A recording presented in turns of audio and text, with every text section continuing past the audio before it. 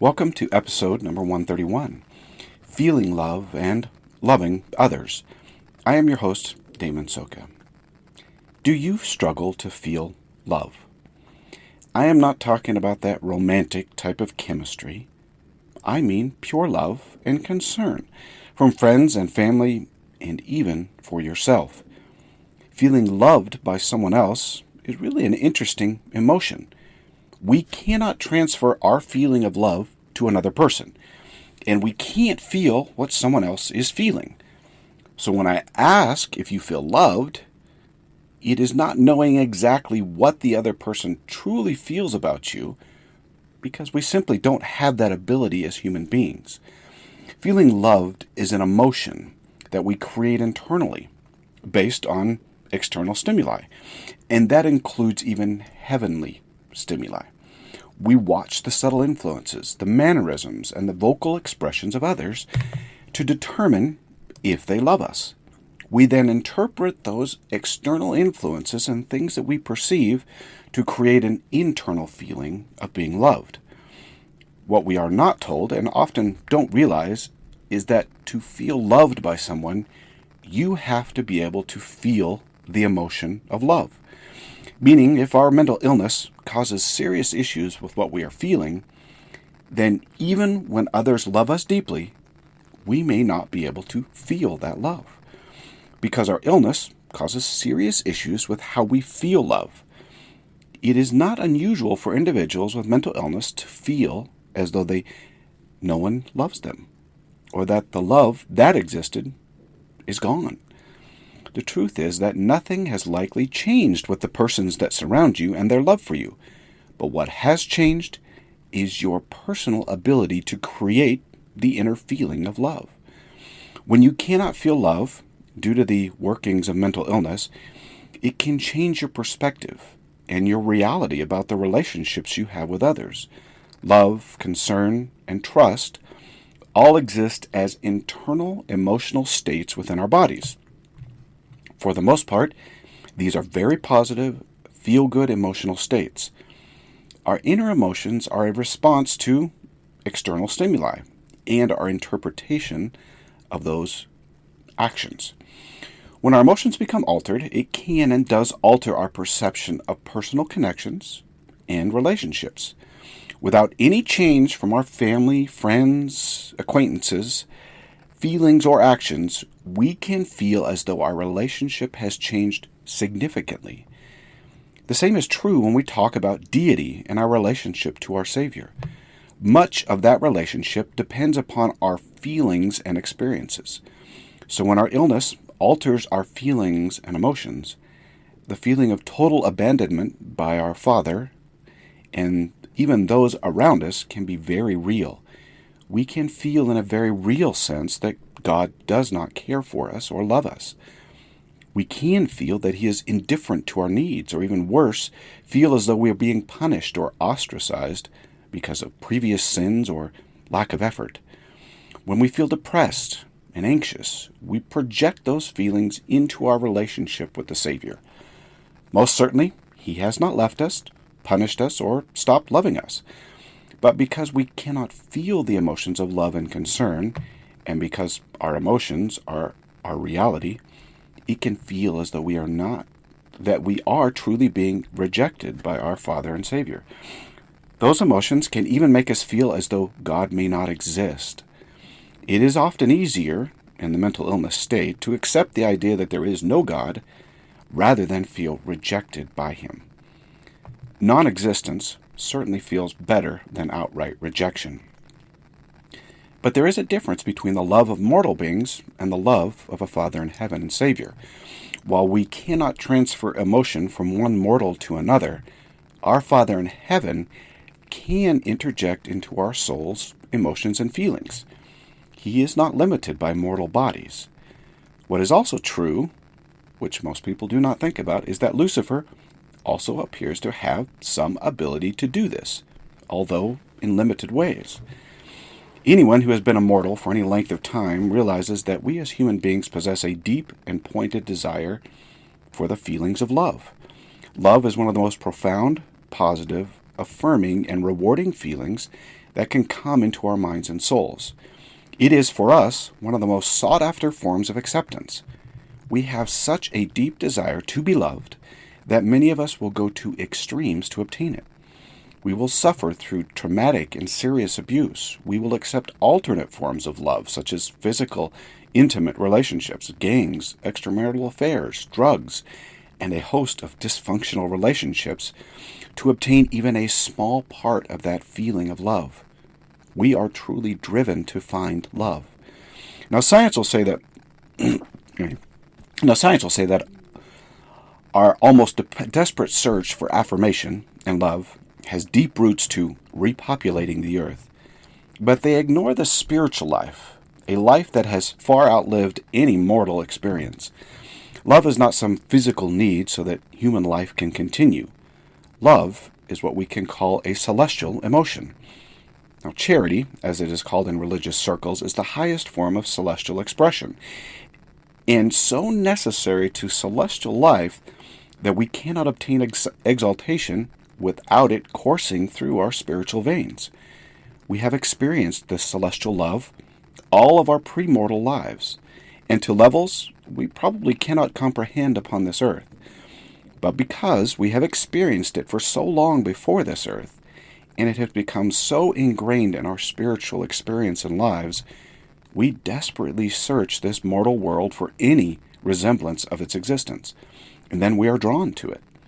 This is one of the main reasons we accept alternate forms of love. We need it to survive and to thrive in mortality. Outside of spiritual means and methods, and outside of our Father who is willing and able to give us charity as the gift of the Spirit, the only way we feel love is to interpret the actions and influences of others, and then create that emotion within our own bodies. When mental illness hijacks this emotional processes and the processing, feeling love can be almost impossible. This is incredibly important to understand for those of us who suffer.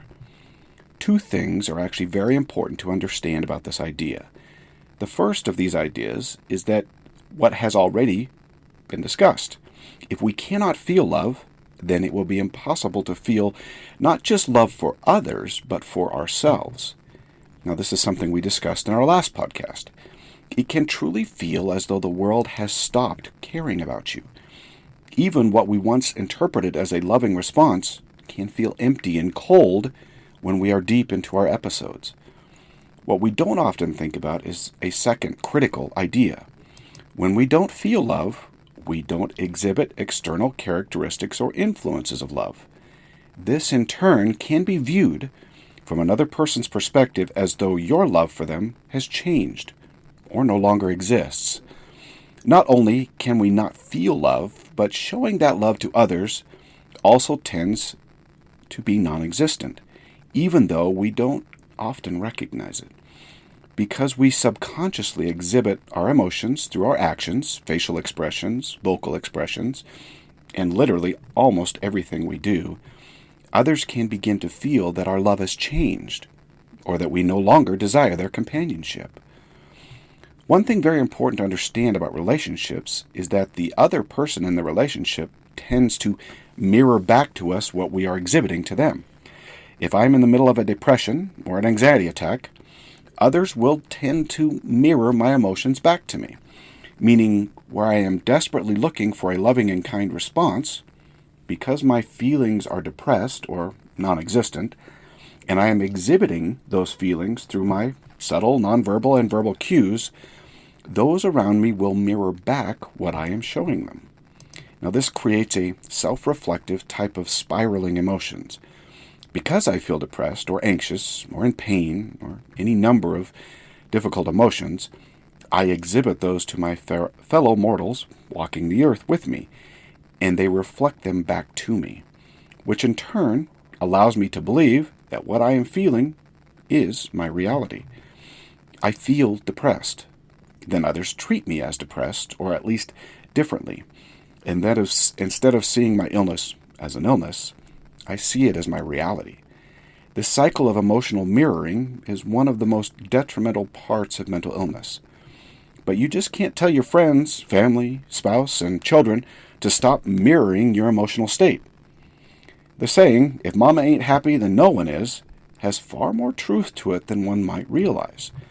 Funny as it may be or sounds, it is a statement about who we are as mortal beings and just how much influence our emotions have upon others because of this mirroring effect. Now, we see this all the time, but we don't often recognize it. When we become more friendly around, we actually become more friendly around friendly people. We become angry around angry people. We become whatever the emotion is surrounding us. And then we each mirror what others are telling us through their emotional cues. Without considering what our Father in heaven and Savior can provide, we mortals wander through this existence being mirrored and mirroring what we see. However, there is something that we don't often understand about this mirroring and love. When we are full of love and possess this gift of charity, our mirroring other individuals actually diminishes. We give love without concern for that love in return. Okay, probably not as much concern. Charity is that spiritual gift from our Father who is able to change our hearts and minds and provide for us to feel loved and love others without being concerned for whether they love us or not.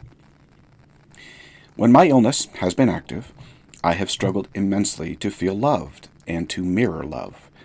Even when someone has exhibited unconditional love for me, I still struggle to feel any part of it. Although my mind and my body still recognize the subtle signs of that love, even when I cannot feel it, I believe that this is the reason when we are encompassed about by the darkness and the emotional hell we experience, we become emotionally drawn apart. We are drawn to those who exhibit love for us, but at the same time, because we cannot feel love internally, we also try to keep our distance.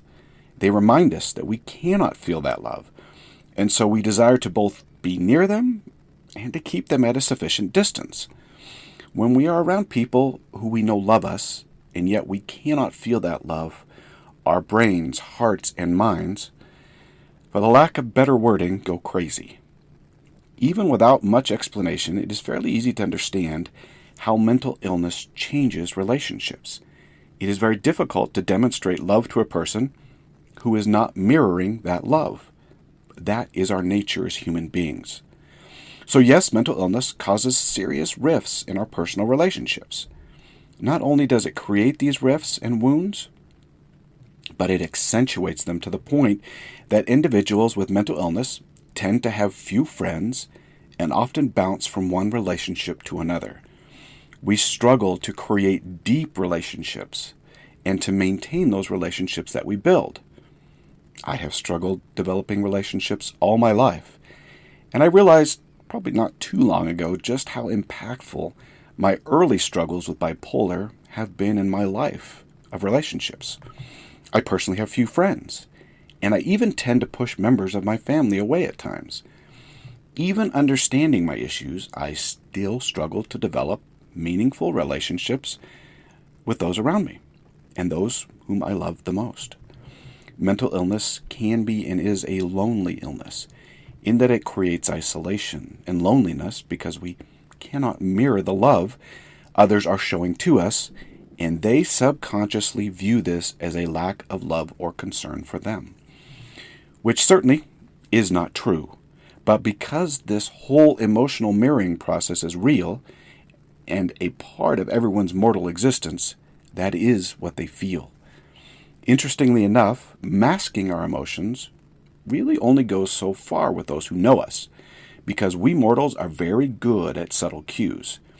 Even when we are good at mask mirroring, those who know us can still see our suffering under the fake laughter and smiles. In the end, understanding our problem and this problem of love and not being able to feel love is helpful, but just understanding it really doesn't fix it. Because we exhibit what we feel and we mirror others as part of our mortal existence, and because we do it subconsciously, we are going to struggle to build deep, loving relationships. And this is true with those humans who love us, as well as our Father in heaven and Savior. We will find it difficult at times to believe in a loving, merciful God when we are in the midst of emotional darkness. I have said this again and again. Our emotions are our reality. Now, I personally passed through hundreds of moments where I have questioned the existence of God and a Savior. And yes, I have felt those isolating feelings in darkness where I could feel no love. I don't believe that there is a more distressing or painful feeling than to be unable to feel love. The deeper that darkness, the deeper the pain and distress. To be around those who you know love and care for you, but to be unable to feel that love, is a dark hole I would not wish upon any person, no matter what they have done in this life. Now, the question is really not the problem, because we understand the problem. The truth is what is the solution? How do I get beyond it? How do I feel love again? I really can't say I have all the answers, because if I did, everyone would love me, and I would have many wonderful friends. And at times, because of physical pain, I still struggle to feel love and to demonstrate it. But there are some things that can be done. First, and this is the most obvious, we need to do what we can to manage the illness. I've talked about diet, medications, exercise, meditation, prayer, and music. These are just a few of the many things we must purposely manage to help our emotional state. They will not remove all the concerns and issues, and certainly management means that the illness remains. Otherwise, I would be talking about healing. But you will feel more love and be better able to give love if you manage your illness to the best of your ability. All of these management techniques, and out of all of these management techniques, medications are certainly the most controversial for most people. One, because they mute your emotional response and feelings. And medications cannot distinguish between emotions. That means all your emotions tend to be muted. This is one of the many things I actually hear from individuals who don't want to take the medications. They make me feel blah. But I will tell you that medication can actually play a very important role in your life, in your feelings of love and happiness. Many individuals with moderate to severe mental illness need medications to keep the emotional processes from running astray. Many times often we don't recognize just how long we stay within the emotional darkness. We can almost become accustomed to it in our lives. We don't feel happiness and love very often. Medication can provide for us to feel joy and love more regularly, even if it is a little muted. Wouldn't you take the feeling of love and joy more often? And for many, more often means significantly more often, even if it were a little muted. Wouldn't you rather have a good relationship with your spouse and friends, because even your muted happy self exhibits far more happiness, joy, and love for others? I'm going to leave the medication and therapy to you, but I recommend it. The second thing we need to do is to understand and to accept that God exists, even when we don't feel Him or feel anything. And yes, I fully understand how hard that is. Believe me, I truly understand. Our Father in heaven does not punish us because we have an illness, and He can penetrate even the darkest places of our illness. We can feel love even when our bodies may not allow for it. Our Father and Savior have that ability. We need to ask to feel loved by Him, even when nothing changes in our feelings, minds, or hearts, or belief that He exists. Because of our illness, our feeling love for Him is not a requirement, or even belief for that matter. I have found that if I continue to pray and communicate with my Father in heaven, even when that communication might be small or without much faith, He responds. And He will not respond in just one way, but often He will send help from many sources. True, it is going to be difficult for us to see everything He does in our dark struggles, but that does not diminish Him from doing it. If we want to feel love, then we need to address the sources of that love regularly, even when we have no feeling or desire to do so. Charity, true love, is a gift given to those who ask. Moroni 7 in the Book of Mormon is very clear about this gift and its ability to be given to those who seek it. One of the most powerful things we can do to address our mental illness is to pray to feel this love, and to do that regularly. This also includes asking for priesthood blessings, which is one form of asking to feel that love. Now, is prayer, meditation, exercise, medications going to make us whole as if our illness never existed? Perhaps for some few individuals. The Lord rarely, though, removes our weaknesses. Rather, He works through it and strengthens us so that we can withstand the weight and difficulties, and so that we can learn. Often we struggle to learn without weakness, and that is why they are so prevalent in our lives. They are powerful tools in the Lord's hands to allow us to learn remarkable truths about ourselves, about those around us, and the gospel that we could obtain in no other way. But we will feel love, joy, and happiness far more often if we are willing to do our part to manage our illness, to pray for charity. So, as always, do your part so that the Lord can do His. Until next week.